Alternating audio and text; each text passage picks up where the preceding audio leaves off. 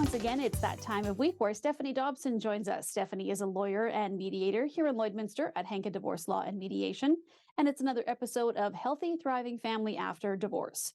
So, Stephanie, we have been dealing over the past few weeks with situations involving custody and scheduling for parents, and there's just so much involved going through this process. So today we're going to talk about specifically what it means to share parent, to be a share parent, I guess is the one way to describe it. So let's start out by talking about what exactly is shared parenting. Stacey, of course, our viewers are starting to recognize that there's this glossary of with in the legal world, in the divorce world. And so I just thought that this is one of those terms that I often get in my office where people will start to use the word shared parenting. And so I thought, because of that, let's maybe go into it. There is actually a technical term to shared parenting. It used to be called shared custody, and thank goodness all the divorce and separation legislation has exited out of their world the word custody. Now we call it shared parenting, and that was back in March of 2021. So this term means technically that each parent has the kids one or more children, up to 40% of the time over a full calendar year. So that could be 60-40, that could be 50-50, 45-55, you get the idea. Now, technically speaking, we can actually break that down into hours, days, minutes. Did you know there's 525,600 minutes in a 365-day calendar year? Now, we hope that in our discussions with parents that we never have to get down to the number of minutes, but technically, simply and purely technically, it is over the course of a calendar year. So that takes care of questions like in the summertime, what if we do primary parenting with one parent during the year, but then in the summertime it's 50-50? Well, if over the whole year it doesn't include 50-50, then technically you don't have shared parenting. So is there an impact at all when it comes to child support when you're dealing with this?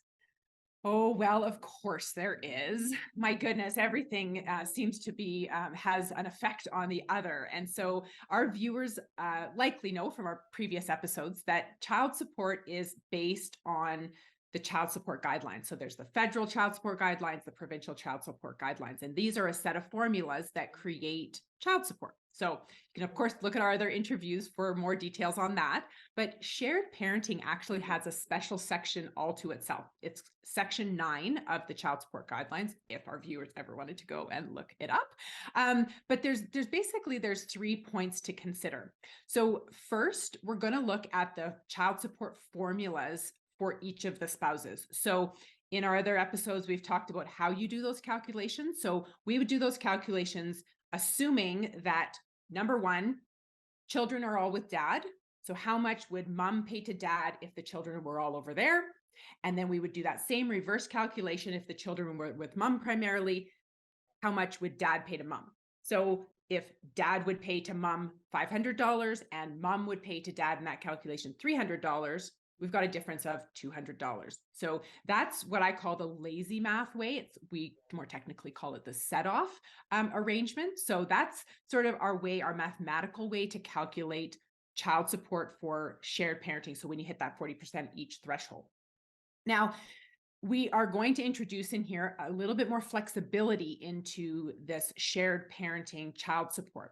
So in the legislation, there's 2 other factors. One is we look at the increased costs of shared parenting arrangements. And number 2, we look at, and this is a technical term, the conditions, means, needs, and other circumstances of each spouse and each child. So in essence, there's a lot less automatic for child support that happens when it's shared parenting, and we look at more of the situation and the circumstances to come up with that right number. Well, and as you mentioned, it impacts everything when you make changes like this. So I'm guessing income tax is also affected?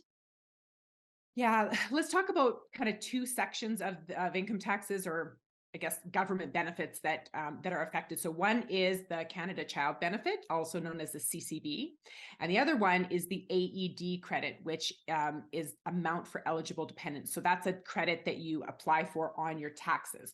So on the CCBs, under the CCB rules, if you are, quote, shared custody or shared parenting, which CRA defines that as equal or near to equal. So they don't necessarily specify a percentage like the child support guidelines do, but if you're equal or near equal, each parent is entitled to receive 50% of their CCB entitlement for that entire year.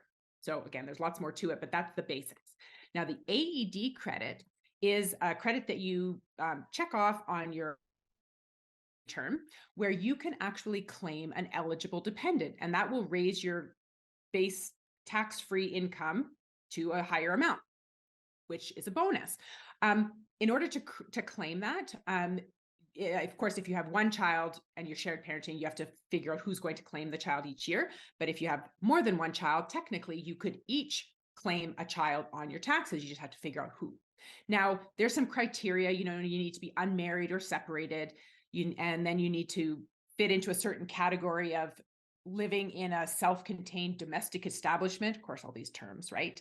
But it's important to be really cautious on these government benefits and tax credits, because if you do things in a way that the government sees as incorrect, they will send you a whopping bill to say, all of those years that you did such and such, well, you did it wrong. So guess what? You owe us money. So it really creates a lot of problems if you do things incorrectly. Just as a final point, I might recommend to our viewers to have a look at on our website, under the resources section, we have specific links to these different credits, and all of the details will all be in there. All right, Stephanie. Well, great information once again, as always, and thank you so much for joining us this week. Yeah, thanks for having me, Stacey.